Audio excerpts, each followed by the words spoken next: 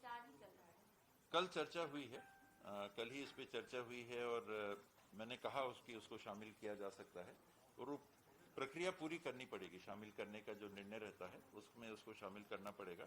और अगर ये आयुष्मान जो उसका हिस्सा है तो गवर्नमेंट ऑफ इंडिया से भी इसकी अनुमति लगती है। दूसरा, क्योंकि ये महंगा इलाज है, मुझे कल जो विशेषज्ञों ने बताया कि 5-5, 7-7 हजार का एक इंजेक्शन है और एक व्यक्ति को 21 इंजेक्शन कम से कम एक व्यक्ति को 21 दिन में 50 से 100 इंजेक्शन लगने हैं। तो बहुत महंगी इलाज की ये क्रिया है। और दूसरा, उसकी दवाई मिल भी नहीं रही है, इंजेक्शन मिल भी नहीं रहे हैं। तो 5000 इंजेक्शन के लिए कल ही फाइल मैंने साइन की थी उसके ऑर्डर के लिए। तो 5000 तो बिना टेंडर के ही आपातकाल में उसको उठा रहे हैं। हालांकि ये पहला परचेस है जो सीधे हम लोग शायद उठा रहे हैं, पर इस दबाव में। और फिर टेंडर के लिए भी मैंने कह दिया है कि सीजीएमएस के टेंडर के लिए भी निकाल दे। तो बड़ी मात्रा में और महंगी, काफी महंगी दवाई, ये एक पेशेंट को 21 दिन में 50 से 100 वैक्सीन 100 इंजेक्शन इसके लगते हैं, ऐसा मुझे विशेषज्ञों ने बताया। इसमें सर ये चीज देखी गई को लेकर इसकी उपलब्धता जरूरी महसूस होती है कि हमें विकल्पों पे भी आगे बढ़ सकते हैं? स्पुतनिक की एक डोज नहीं, दोनों डोज लगेंगी। 2 डोज उनके अलग अलग प्रकार के बेस है। जैसे इसमें एडिनो वायरस अगर है कोविशील्ड में, चिंपैंजी का वायरस है, तो दोनों डोज में चिंपैंजी का वायरस है। अगर कोवैक्सीन में मृत मानव रहित वायरस है, ह्यूमन वायरस, अगर डेड ह्यूमन वायरस है उसमें, तो दोनों डोज में डेड ह्यूमन वायरस है। स्पुतनिक के वैक्सीन में अलग अलग है, एक ऐसा है एक वैसा है। तो वो स्पुतनिक की वैक्सीन अलग फॉर्मेट पे अभी चल रही है, सिंगल डोज अभी वैक्सीन नहीं आई। उपयोगिता लगभग एक जैसी, लगभग सेम है, उपयोगिता लगभग सेम। स्पुतनिक की बारी है, भारत में आ चुकी है, लगना भी शुरू हो गई है। रायपुर के लिए स्पुतनिक की क्या तैयारी? अब बैठ के बात करनी पड़ेगी नीतिगत, क्योंकि है महंगी। तो सरकार 3 गुना से ज्यादा राशि उसके लिए व्यय करने का अगर निर्णय लेती है, फिर उसके लिए खरीदी की बात हो सकती है। ये 300 का है, वो 1000 का है, उस बात को भी ध्यान में रखना पड़ेगा। और कितनी उपलब्ध है, वो तो एक ये है कि वैक्सीन कितनी, लेकिन संख्या में। और जगह भी बात कर रहे हैं, अगर दूसरे विकल्प भी हुए, एस्ट्राजेनेका के स्टॉक्स अंतर्राष्ट्रीय मार्केट में भी या देशों के पास भी उपलब्ध हैं, तो कुछ लोगों ने कहा है कि आपको जो सहयोग चाहिए उसमें वो वैक्सीन भी सहयोग बतौर उपलब्ध करा सकते हैं। तो अंतर्राष्ट्रीय स्तर पे दूसरे देशों में जो संपर्क के लोग हैं उनसे भी हम लोग बात कर रहे हैं।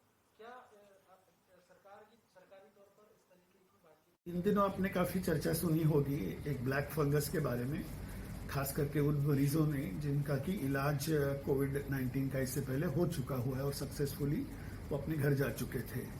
तो मेडिकल टर्म्स में इस फंगस को हम म्यूकोरमाइकोसिस कहते हैं और ये एक वेल डिस्क्राइब्ड एंटिटी है हमारे मेडिकल फील्ड में। मतलब पहले से ही इसके बारे में जानकारी डॉक्टर्स को थी।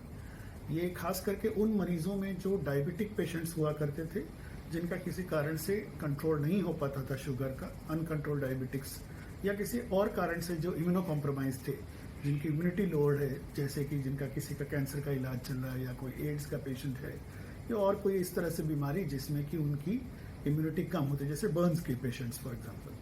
तो इस पर जब देखा गया कि जो कोविड के पेशेंट्स थे, खास करके जो अगर हम अपने इधर की बात करें सेंट्रल इंडिया की, तो जो कोविड के पेशेंट्स जिनका अप्रैल के आसपास महीनों में इस साल इलाज हुआ था, और नेचुरल है कि इस बीमारी में सैचुरेशन जब फॉल होता था या जब इन्फ्लेमेशन लंग्स में होती थी या बाकी बॉडी के पार्ट्स में जाती थी, तो स्टीरॉइड्स को देने की जरूरत पड़ती थी।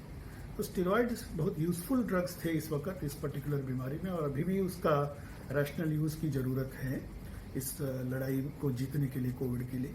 मगर खास करके जो पेशेंट जो डायबिटिक होते थे, उनमें वो शुगर अनकंट्रोल हो जाती है और उसका बैलेंस रखना पड़ता है ओरल ड्रग्स देके या फिर जैसे इंसुलिन दे करके कंट्रोल में शुगर को लाना पड़ता है।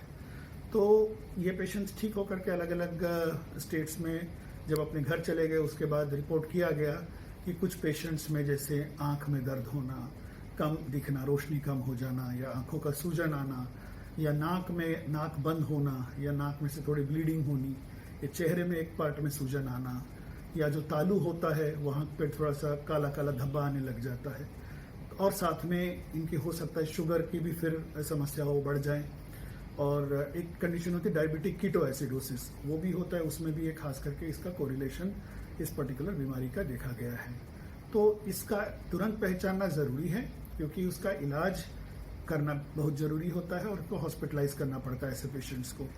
उनके नाक के द्वारा या टिश्यू के द्वारा एक सैंपल लिया जाता है जांच के लिए, जिसमें फंगस म्यूकोरमाइकोसिस है ये प्रूव हो जाता है।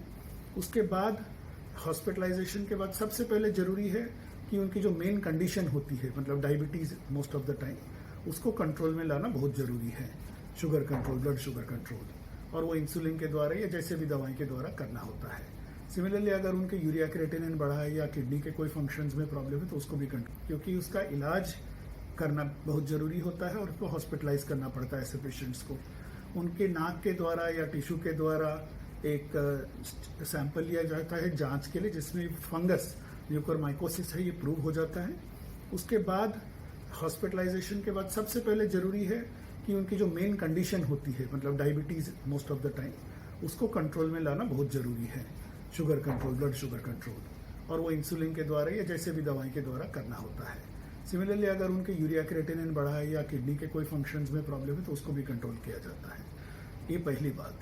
दूसरा, एंटीफंगल ड्रग्स दिए जाते हैं, और इसमें जो सबसे ज़रूरी ड्रग होता है वो IV एम्फोटेरिसिन होता है, और ये एक एंटीफंगल ड्रग है जो कि बहुत कारगर है, मगर उसके अपने साइड इफेक्ट होते हैं, इसलिए उसको हॉस्पिटलाइज्ड मरीजों में ही दिया जाता है और डॉक्टरी देखरेख में ही देना होता है।